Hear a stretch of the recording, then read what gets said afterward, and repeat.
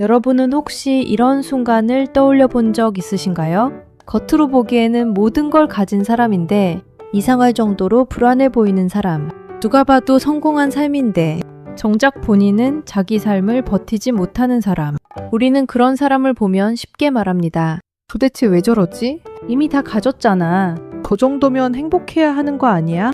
그런데 에다노크의 소설 완전한 구원은 바로 그 지점에서 멈춰서게 만듭니다. 정말 사람은 많이 가질수록 자유로워질까요? 정말 성공은 우리를 구원할까요? 정말 인생은 완전히 준비된 다음에야 제대로 시작될 수 있을까요? 이 소설을 읽고 나면 오히려 반대의 질문이 남습니다. 사람은 왜 다 가진 뒤에도 무너질까?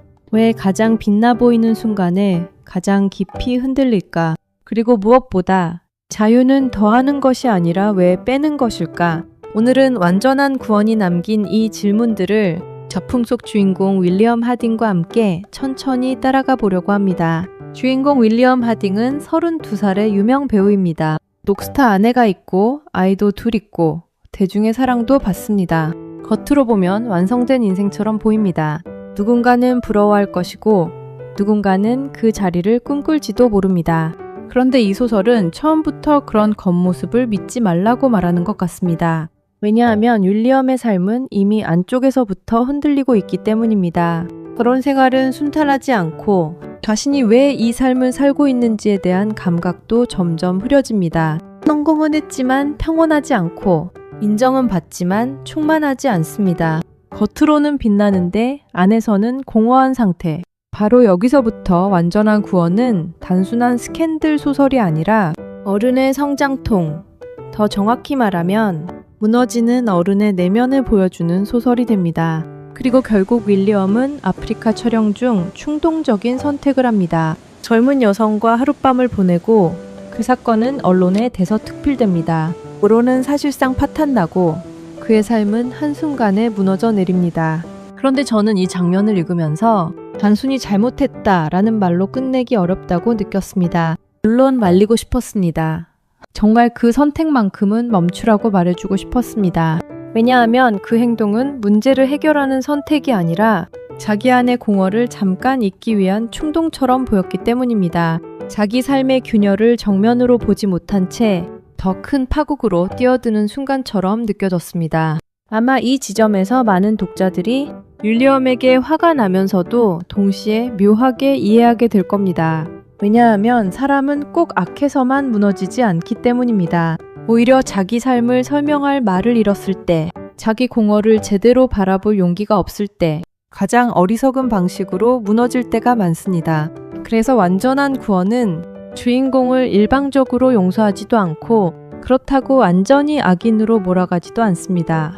대신 이렇게 묻는 것 같습니다. 당신은 정말 자기 삶을 이해하고 있는가? 당신이 지금 붙들고 있는 성공은 당신을 살게 하는 것인가? 아니면 단지 무너짐을 조금 늦추고 있을 뿐인가? 이 작품이 더 아픈 이유는 윌리엄이 모든 걸 잃은 뒤에도 끝이 나지 않는다는 점입니다. 보통 우리는 무너짐을 하나의 결말처럼 생각합니다. 관계가 깨지고 이미지가 추락하고 삶이 엉망이 되면 거기서 이야기가 끝날 것 같죠? 그런데 윌리엄에게는 끝이 아니라 무대가 남아 있습니다. 그는 그런 상태에서도 셰익스피어의 헨리 4세 무대에 올라야 합니다. 삶은 무너졌는데 연기는 계속해야 하는 겁니다. 이 설정이 정말 중요합니다. 왜냐하면 여기서부터 이 소설은 한 남자의 불륜과 추락 이야기를 넘어서 예술이 삶을 어떻게 비추는가에 대한 이야기로 나아가기 때문입니다. 우리는 흔히 예술을 위로라고 생각합니다. 힘들 때 음악을 듣고 책을 읽고 영화를 보면서 잠깐 현실을 잊습니다. 그런 면에서 예술은 피난처처럼 보일 수 있습니다. 하지만 완전한 구원에서 예술은 현실을 잊게 해주는 도피 철학이보다 현실을 더 선명하게 보여주는 거울에 가깝습니다. 윌리엄은 무대 위에서 다른 인물을 연기합니다. 그런데 아이러니하게도 그 과정에서 오히려 자기 자신을 더 또렷하게 보게 됩니다. 배우는 가면을 쓰는 사람 같지만 어쩌면 누구보다 자기 내면과 정면으로 마주해야 하는 사람인지도 모릅니다. 거짓 감정으로는 오래 버틸 수 없기 때문입니다. 연기는 결국 인간이 자기 자신을 통과해서 내놓는 것이니까요. 그래서 저는 윌리엄의 선택 중에서 가장 말리고 싶었던 장면이 분명 있었지만 반대로 가장 응원하고 싶었던 순간도 분명히 있었습니다. 그건 바로 모든 것이 무너진 뒤에도 그가 결국 무대에 오르는 순간입니다. 그 장면은 멋있어서 응원한 게 아닙니다. 감동적이어서만도 아닙니다. 오히려 그 순간이 너무 처절해서 응원하게 됩니다. 완전히 정리된 다음이 아니라 아직 상처가 덜 아문 상태에서 아직 목소리도 마음도 흔들리는 상태에서 그럼에도 자기 일을 붙들고 서 있는 모습 그게 너무 현실적이기 때문입니다. 우리는 종종 착각합니다. 모든 문제가 해결되고 마음이 안정되고 상처가 다 아물고 완벽히 준비된 다음에야 다시 시작할 수 있다고요. 그런데 실제 인생은 전혀 그렇지 않습니다. 삶은 늘 덜 준비된 상태에서 이어지고 사람은 늘 조금 망가진 채로 하루를 건너갑니다. 그래서 윌리엄이 무너진 상태로 무대에 오른다는 설정은 소설 속 이야기이면서 동시에 우리 삶의 은유처럼 느껴집니다. 우리도 그렇지 않나요?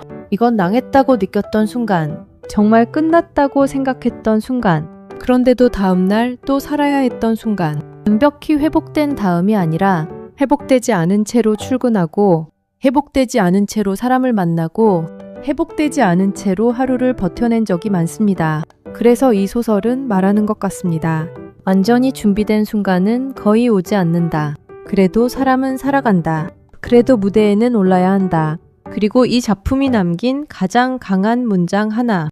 아마 많은 사람이 이 책을 읽고 가장 오래 붙드는 문장도 바로 이 말일 겁니다. 자유는 뺄셈이다. 짧지만 이상하게 오래 남는 문장입니다. 처음 들으면 조금 낯설기도 합니다. 우리는 보통 자유를 더하는 것으로 생각하니까요. 돈이 많아지면 자유로울 것 같고, 선택지가 많아지면 자유로울 것 같고, 시간이 많아지면 자유로울 것 같고, 더 많이 가질수록 자유가 커진다고 생각합니다. 그런데 이 책은 정반대의 말을 합니다. 자유는 더하기가 아니라 빼기라고요. 저는 이 문장을 읽고 여기서 말하는 뺄셈을 시간이라고 생각하게 됐습니다. 조금 이상하게 들릴 수도 있지만 저는 사람이 미래를 강하게 붙잡을수록 오히려 현재에서 멀어진다고 생각합니다. 미래를 생각하면 희망이 생기고 동시에 욕망도 생기고 불안도 생기고 비교도 생기고 계산도 생깁니다. 그러다 보면 지금 이 순간은 살아야 하는 현재가 아니라 미래를 위한 발판이 되어버립니다. 그런데 시간을 빼버리면 어떨까요? 정확히 말하면 미래에 대한 집착을 잠깐 덜어내면 어떨까요? 다음에, 나중에, 언젠가를 잠깐 치워두면 비로소 지금이 보입니다. 지금 내 감정이 보이고, 지금 내 삶이 보이고, 지금 내가 서 있는 자리가 보입니다. 그래서 저는 자유는 뺄셈이다 라는 말을 미래에 대한 욕망과 집착, 불안과 계산을 덜어내는 일로 읽었습니다. 자유는 뭔가를 더 많이 손에 넣는 상태가 아니라 오히려 너무 많이 붙들고 있던 것을 내려놓을 때 오는 감각일 수 있다는 거죠. 이 해석은 소설 속 또 다른 말과도 이어집니다. 사느냐 죽느냐는 자살할까 말까를 묻는 게 아니라 깨어있는 정신으로 자기 인생에 집중하겠느냐를 묻는 것이라는 대목 말입니다. 저는 이 문장이 정말 좋았습니다. 왜냐하면 이 말은 삶을 거창하게 바꾸라는 얘기가 아니기 때문입니다. 대신 지금 이 순간을 정말 자기 삶으로 받아들이고 있는지를 묻습니다. 우리는 자꾸 오늘을 내일을 위한 준비처럼 쓰고 지금을 다음 단계로 가기 위한 과정처럼 쓰고 현재를 미래의 징검다리처럼 생각합니다. 그런데 이 문장은 그 흐름을 끊어버립니다. 오늘은 다른 곳으로 이어지는 징검다리가 아니라 오늘 자체로 삶이다. 이건 단순한 위로가 아닙니다. 오히려 굉장히 엄격한 말입니다. 지금 여기를 제대로 살지 못하면 언젠가 찾아올 미래도 결국 비어있을 수밖에 없기 때문입니다. 그래서 완전한 구원은 성공과 추락의 이야기이면서 동시에 현재에 집중하는 법에 대한 이야기이기도 합니다. 윌리엄은 성공한 사람이었지만 자유롭지 않았습니다. 많이 가졌지만 충만하지 않았고 많이 보였지만 자기 자신은 제대로 보지 못했습니다. 그가 진짜로 무너진 이유는 사건 하나 때문만이 아니라 오래전부터 자기 삶과 분리된 채 살아왔기 때문인지도 모릅니다. 그런 의미에서 이 책은 우리 모두에게 꽤 불편한 질문을 던집니다. 지금 내가 원하는 것은 정말 내가 원하는 것인가? 지금 내가 달려가는 미래는 정말 내 삶의 방향인가? 나는 현재를 살고 있는가? 아니면 현재를 계속 소모하면서 미래만 상상하고 있는가?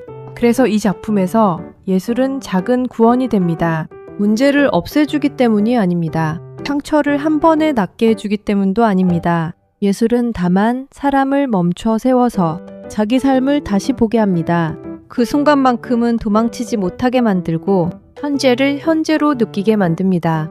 윌리엄에게는 연극이 그랬습니다.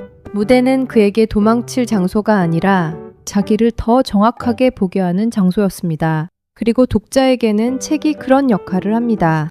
이 책을 읽는 동안 우리는 주인공만 들여다보는 게 아니라 우리 자신의 불안, 공허, 욕망, 실패, 그리고 아직 아물지 않은 상처까지 함께 보게 됩니다.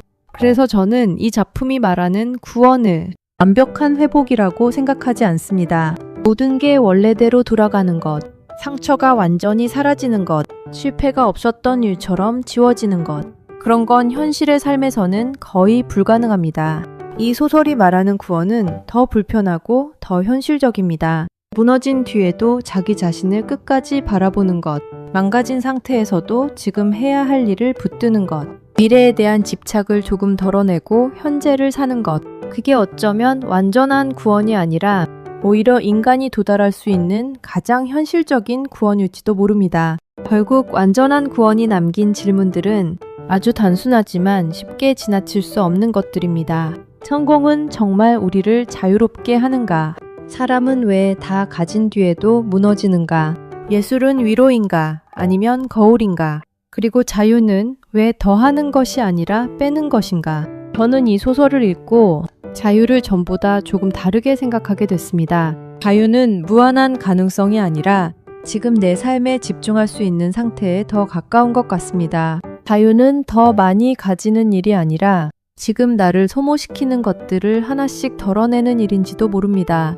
미래에 대한 과도한 기대, 미래에 대한 불안, 비교, 과시, 계산, 그리고 지금을 잡고 나중으로 미루는 습관. 그런 것들을 조금씩 빼낼수록 오히려 사람은 자기 삶에 더 가까워질 수 있습니다. 그래서 저는 자유는 뺄셈이다 라는 이 문장이 결국 이런 뜻으로 들립니다. 덜어낼수록 보인다. 띄울수록 집중할 수 있다. 미래를 조금 놓아줄수록 현재가 살아난다.